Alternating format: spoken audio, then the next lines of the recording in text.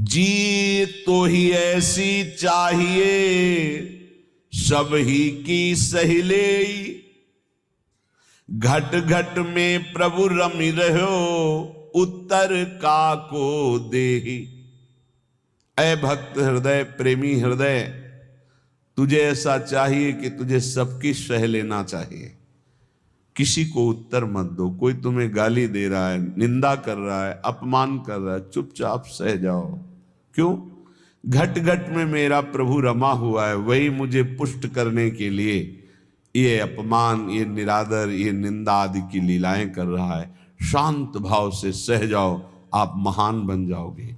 महान वही हुआ जो सह गया, जो सह नहीं गया वही टूट गया, वही विषयी हो जाता है। जी तो ही ऐसी चाहिए सब ही की सहिले, घट घट में प्रभु रमि रहो उत्तर का को दे। कितना सहूं,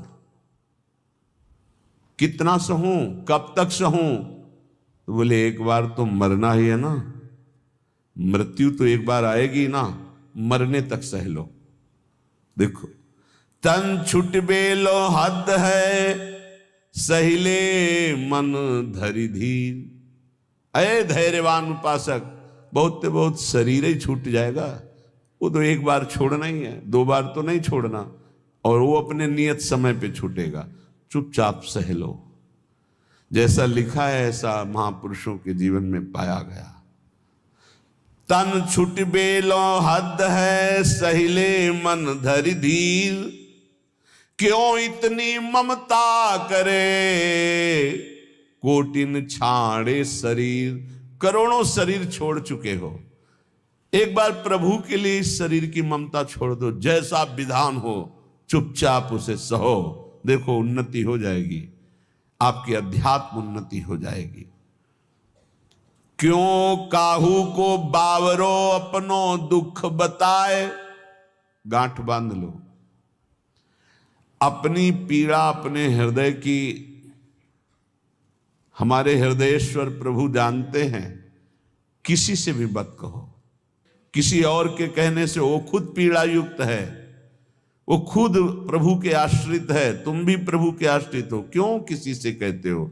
बुरी सखी कितनी बढ़िया बात बता रहे। क्यों काहू को बावरे अपनो दुख सुनाए। अगर वो बहुत वैष्णव है, भक्त है, तो वह ही में दुख पावई तेरी पीर न जाए। तेरी पीड़ा तो नहीं मिट जाएगी ना, वो और दुखी हो जाएगा। अगर भक्त नहीं तो उपहास करेगा। रही मन मन की मन व्यथा, रखिए मन में गोए। ये सुनी ठलई हैं लोग सब, बांट न ली है कोई। इसलिए अंदर की बात अंदर ही रख के केवल प्रभु, केवल प्रभु। रे मूरख क्यों चतुर बने अरुझत बारंबार, भलो भलो कई छाड़ी दे बहुबातन व्यवहार। कभी कभी उपासक फंस जाता है कि हम दूसरे का कल्याण कर देंगे। अरे मूर्ख मत बन, बहुत प्रवीण है। अरे सब में प्रभु विराजमान है, चर्चा भी करनी है तो प्रभु के सुख के लिए, परमानंदमयी प्रभु के यश गान के लिए। स्वांता सुखाए तुलसी रघुनाथ गाथा, स्वांता सुखाए। हमें भगवान ने यश गाने का अवसर दिया है, हम दूसरे का कल्याण कर दें इतनी सामर्थ्य नहीं। कह रहे हैं रे मूर्ख, ए मूर्खता मत करना। क्यों चतुर बने अरुझत बारंबार। इतनी बार समझाया, इसको समझ में नहीं आता, ऐसा वैसा, ये बहुत दुष्ट है, नीच है। भूल गए कि सामने शिष्य का नाटक करने वाला सिर्फ भगवान ही है, दूसरा कोई नहीं है। सबके अंतःकरण में घट घट व्यापी परमात्मा ही बैठा हुआ है। अय उपासक, भलो भलो कही छाड़ी दे बहुबातन व्यवहार। ये चार लोग तुम्हें बहुत अच्छा कहें, ये व्यवहार में मत उतरो, व्यवहार छोड़ दो। हठ करी पक्ष न रोपिए, नहीं करिए उपदेश, सब सो नम नीचे रहो। ये बहुत बड़ी बात है। अपना कहीं भी किसी भी तरह का अभिमान जागृत न हो, सब सोनम नीचे रहो छाणी बलप्पन लेस। कोई अपने अंदर बड़प्पन लेस मात्र भी नहीं। अगर कोई अपना पक्ष विजयी हो रहा है कि हम जीत गए इनसे ज्ञान, मौन हो जाओ। हारे को हरि नाम, चुपचाप नाम जप करो, अपना पक्ष रोपिए मत। सब में प्रभु विराजमान है। सब सोनम नीचे रहो छाणी बड़प्पन लेस। सब ज्ञानी सब ही चतुर उर पेरक हित चंद। काहे करे सो सब भली तू न बोल मति मंद। अय उपासक यदि भगवत प्रेम प्राप्त करना चाहता है तो ऐसा मान सब ज्ञानी सब चतुर हैं, सबको भगवान प्रेरित करते हैं। जो जैसे चल रहा है बढ़िया है, किसी की निंदा नहीं, किसी का अपमान नहीं, किसी का दोष दर्शन नहीं।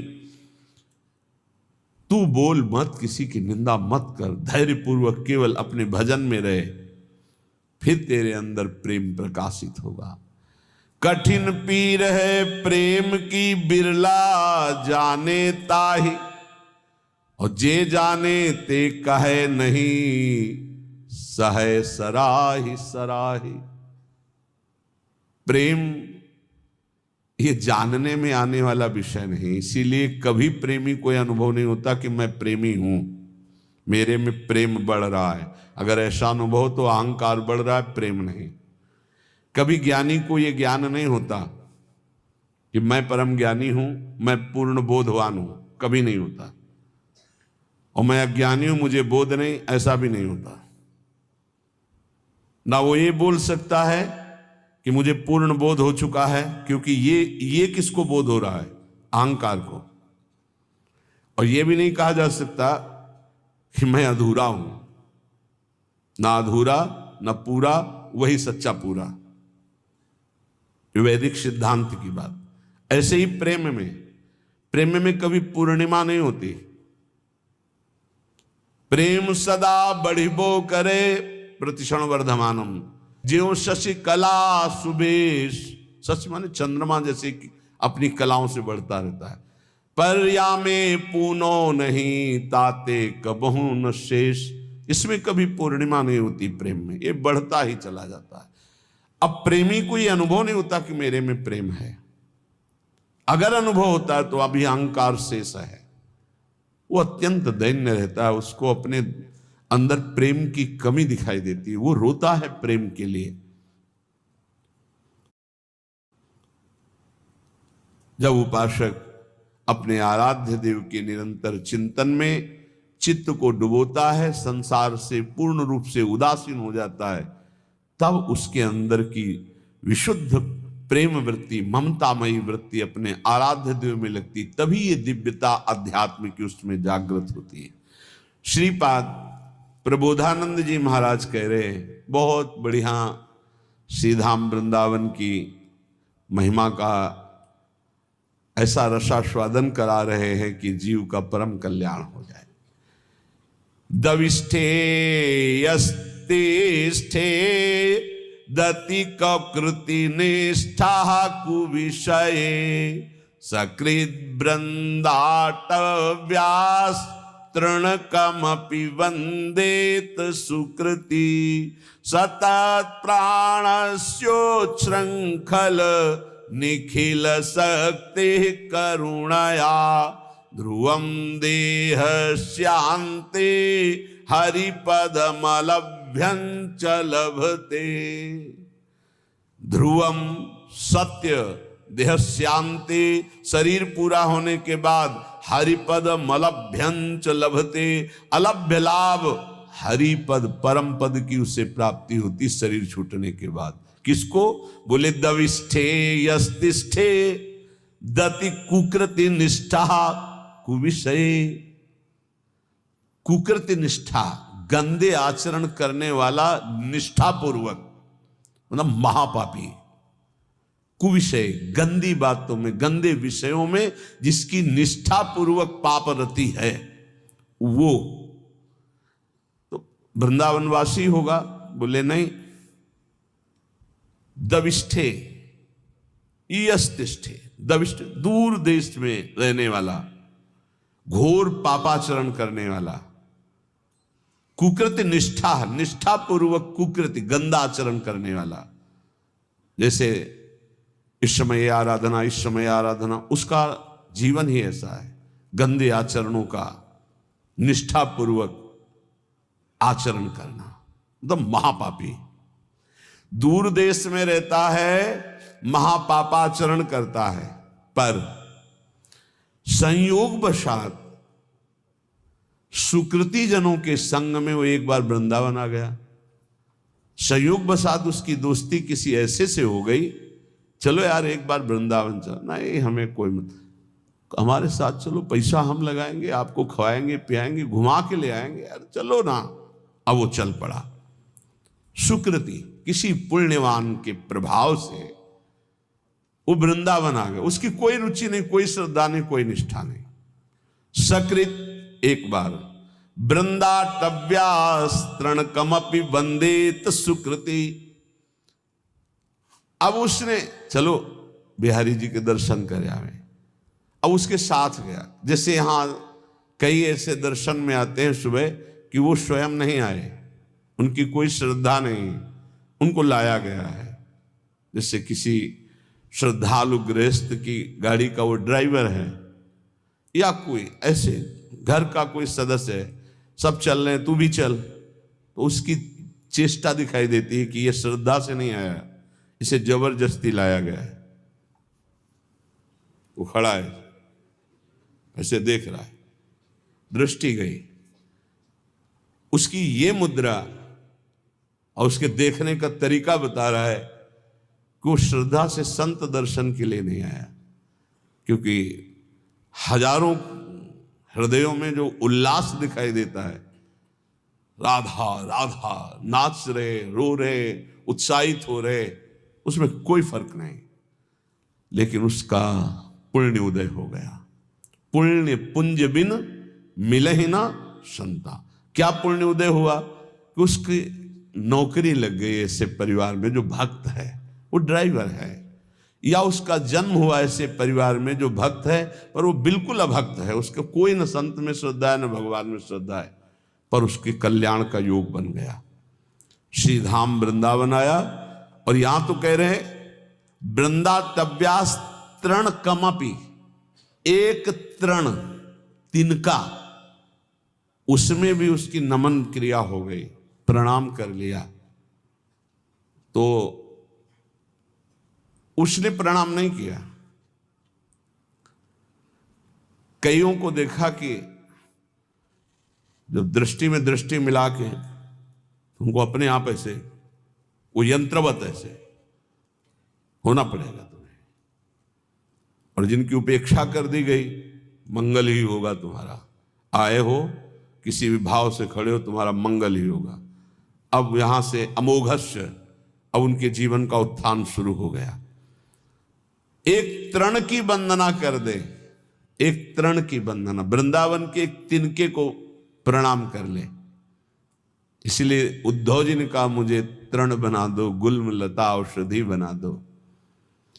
सकृत वृंदाटव्यास तृणकमपि वंदेत सुकृति। एक बार वृंदावन आ गया, एक बार ऐसे ही प्रणाम कर लिया किसी लता को, संत को, बिहारी जी के दर्शन कर ऐसे ही कर लिया, ऐसे। वो बड़े कृपालु है, कृपा समुद्र है। तुम खड़े तो हो ना, इतना ही काफी है।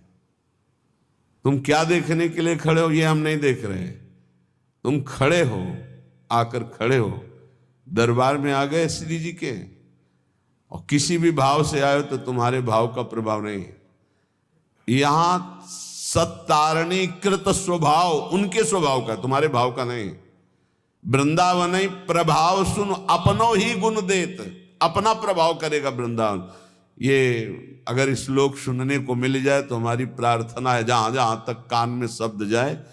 यहाँ जो बैठे हैं उनके तो भाग्य की क्या सराहना, लेकिन जिन्होंने कभी वृंदावन दर्शन नहीं किया, एक बार जरूर आ जाना, एक बार जरूर दर्शन कर जाना प्रभु के। इस धाम में एक बार जरूर घूम जाना, यहाँ की हवा लग जाए तो तुम्हारी संसार की हवा जितनी है वो तुम्हारी दुर्गति नहीं कर पाएगी। ये श्लोक मतलब अहोभाग्य जो महापुरुषों ने धाम की ऐसी महिमा को देखा और वर्णन किया। कह रहे दविष्ठे बाहर दूर देश में रहता है, यस्तिष्ठे दति कुकृत निष्ठा कुविषये, गंदे आचरणों की निष्ठा पूर्वक पापाचरण करता है।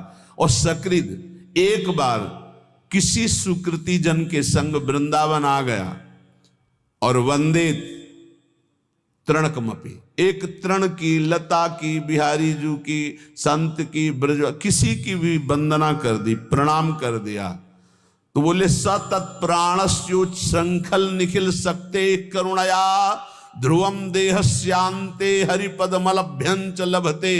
जिनका वृंदावन है वो बहुत करुणामयी है और अखिल शक्ति संपन्न भगवान उनके चरणों में झुके हुए हैं। हमारी लाडली जू बोले वो अपनी कृपा करती हैं इस धाम में आने वाले के ऊपर। तो तत्प्राणस्योच्छृंखल, जिस समय उसके प्राण निकलेंगे तो ध्रुवम, ध्रुव माने परम सत्य, देहस्यांते, देह छूटने के बाद हरिपद मलभ्यंच लभते, वो हरिपद को प्राप्त हो जाएगा। फिर आप वृंदावन वासी हो। तभी हम कई बार कहा है कि अगर 100-200 बार मोक्ष मुक्ति होती तो आराम से हो जाती, अपने पास इतनी रकम है। नहीं, राधाना एक हरिपद कमल अभ्यंच लभते, अलभ्य लाभ, उसे हरिपद की प्राप्ति हो जाएगी। घोर पापी यदि एक बार वृंदावन आ जाए। और हमें इस बात पर विश्वास करना चाहिए कि भगवान का नाम, भगवान के रूप, भगवान की लीला, भगवान का धाम, ये बड़े महिमामय है। अजामिल जीवन भर पाप किया, अपने बेटे के बहाने उच्चारण किया नारायण, तो परम पद मिल गया ना। ये तो धाम है। यहाँ की रज एक बार लग गई, एक बार प्रणाम कर लिया और फिर वो चला गया।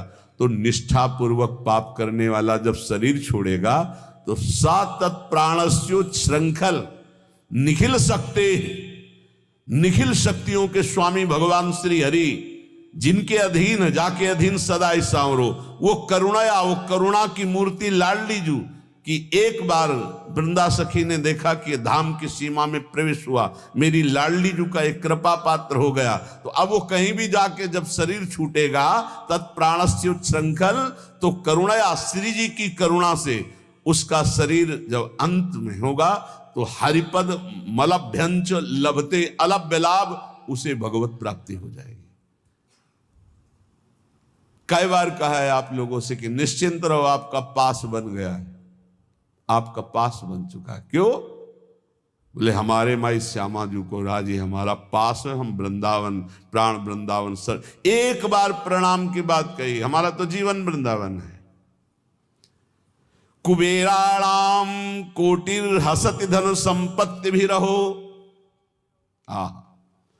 वृंदावन जब कृपा करके संपत्ति देता है तो कुबेर का उपहास करने वाली संपत्ति होती है वृंदावन वासी के पास।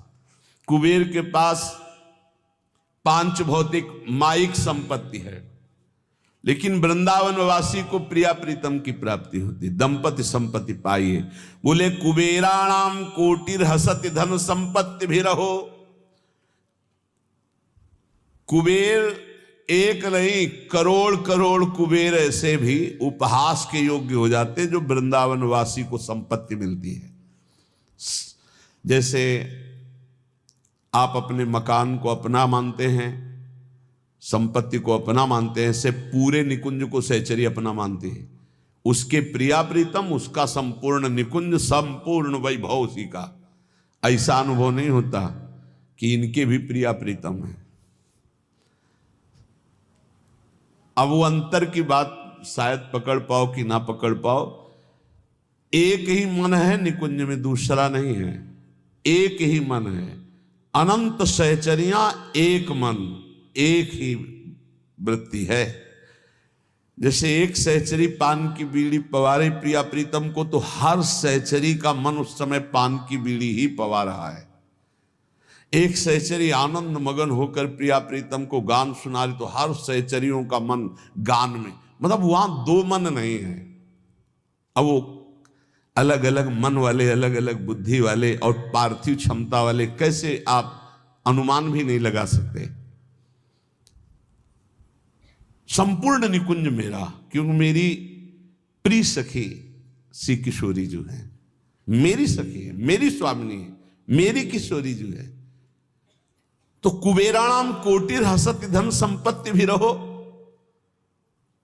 जो दिव्य वृंदावन की, एक बार अकबर सम्राट श्री स्वामी हरिदास जी के दर्शन पाए, उसने सोचा कि कुछ ऐसी सेवा करनी चाहिए जिससे स्वामी जी प्रसन्न हो जाए। स्वामी जी से कहा, स्वामी जी कुछ आज्ञा कीजिए, सेवा करने की प्रबल हमारे अंदर इच्छा है, आप आदेश कीजिए। वह नहीं, तुम्हारी सेवा की कोई आवश्यकता नहीं।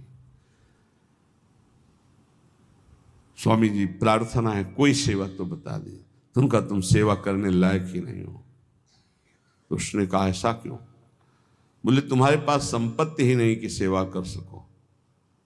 तो तानसेन की तरफ देखा कि बता दो कि सम्राट हैं, बादशाह हूं। स्वामी जी का मुझे पता है, लेकिन तुम्हारे पास संपत्ति नहीं है। तो उनका आप आदेश तक कीजिए। तो उनका लिवा जो इनको केसी घाट की एक सीढ़ी टूटी हुई है, उसको बनवा दो। वह एक सीढ़ी?